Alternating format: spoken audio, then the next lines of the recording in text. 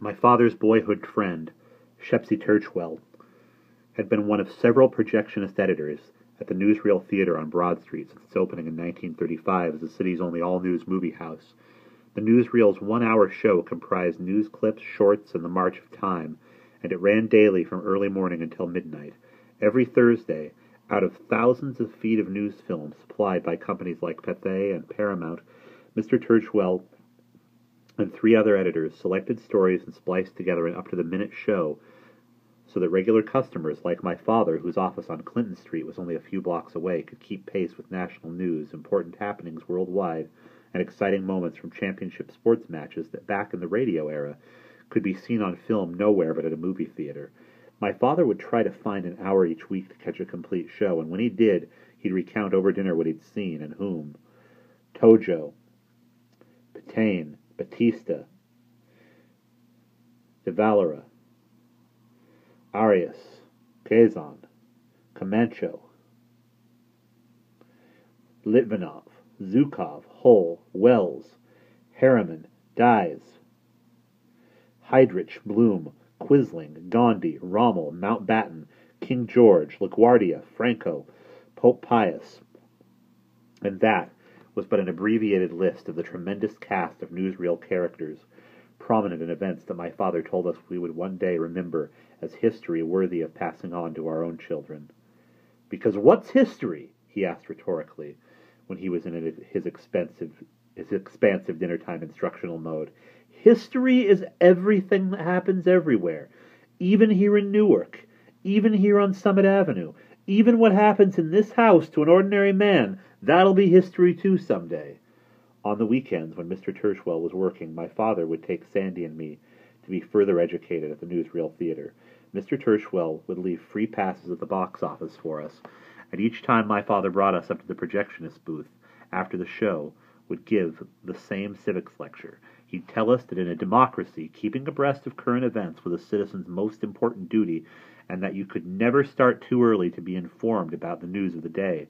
We'd gather close to the film projector, each of whose parts he'd named for us, and then we'd look at the framed photographs on the wall that had been taken at the theater's black-tie opening night when Newark's first and only Jewish mayor, Meyer Ellenstein, had cut the ribbon strung across the lobby and welcomed the famous guests, whom, as Mr. Turchwell told us, pointing to their pictures, were the former U.S. ambassador to Spain and the founder of Bamberger's department store. What I liked best about the Newsreel Theatre was that the seats were constructed so that even an adult didn't have to get up to let others by, that the projection booth was said to be soundproof, and that on the carpet in the lobby was a design of motion picture reels that you could step on when you went in and out.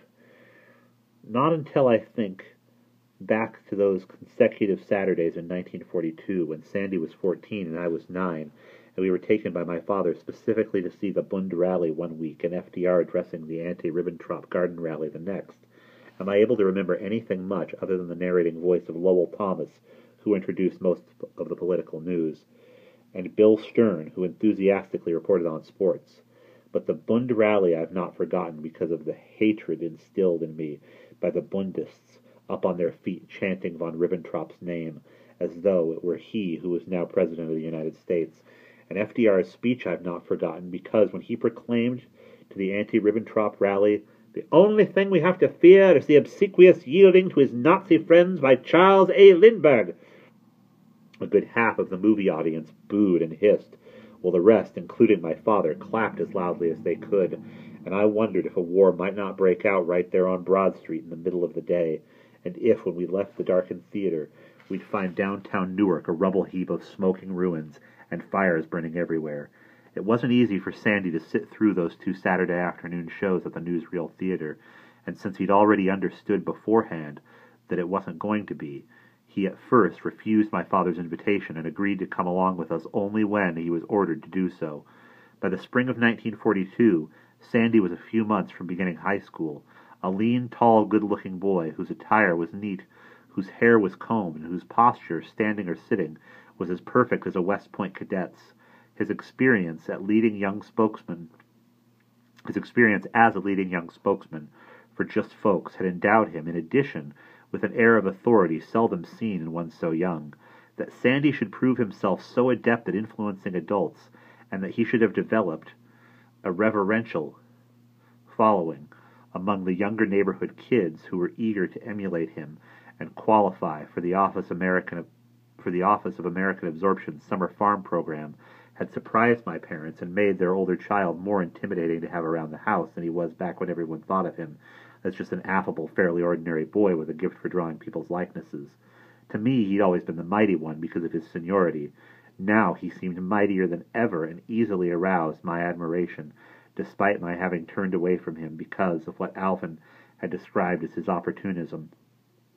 Though even the opportunism, if Alvin was correct, and that was the word for it, seemed another remarkable attainment, the emblem of a calm, self-aware maturity, knowingly wedded to the ways of the world.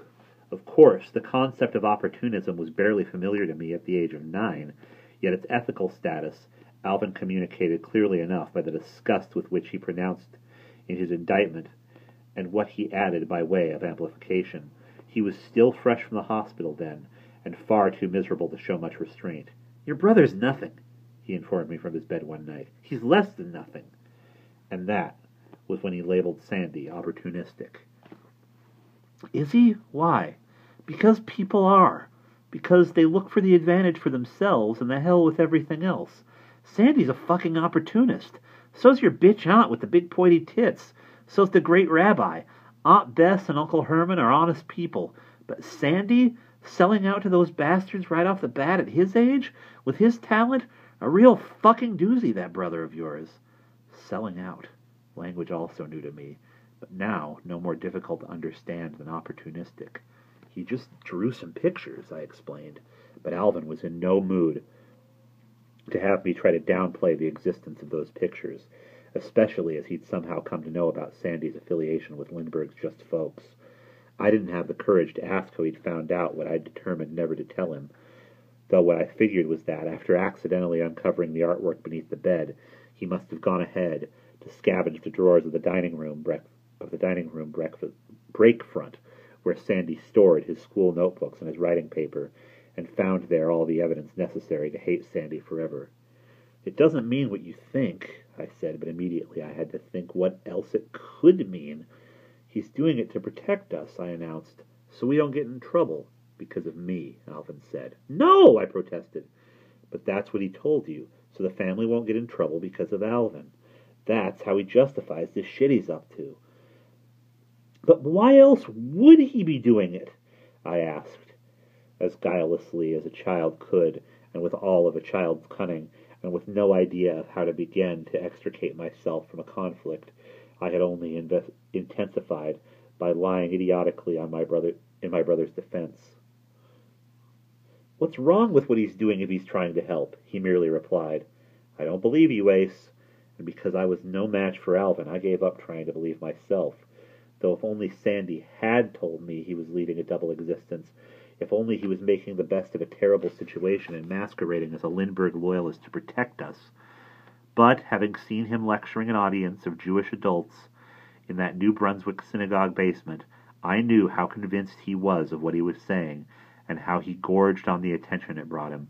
My brother had discovered in himself the uncommon gift to be somebody, and so, while making speeches praising President Lindbergh, and while exhibiting his drawings of him, while publicly extolling in words written by Aunt Evelyn the enriching benefits of his 8 weeks as a Jewish farmhand in the Gentile heartland, while doing, if the truth be known, what I wouldn't have minded doing myself, by doing what was normal and patriotic all over America, and aberrant and freakish only in his home, Sandy was having the time of his life. And there we will pause.